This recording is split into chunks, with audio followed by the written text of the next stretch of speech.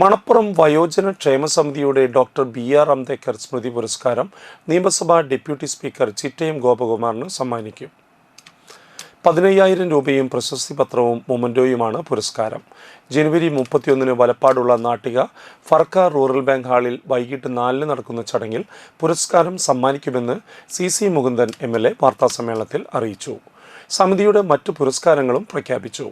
മികച്ച സാമൂഹ്യ പ്രവർത്തകൻ പ്രവാസി വ്യവസായി ബിജു പുളിക്കൽ, മികച്ച വ്യവസായ സംരംഭകൻ സഞ്ജീവ് കുന്നുങ്ങൽ, മികച്ച അധ്യാപകരായി CK ബിജോയ്, PS സൈനുദ്ദീൻ, മികച്ച കർഷകനായി സജീവൻ രാമൻ എന്നിവരാണ് പുരസ്കാരങ്ങൾക്ക് അർഹരായത്.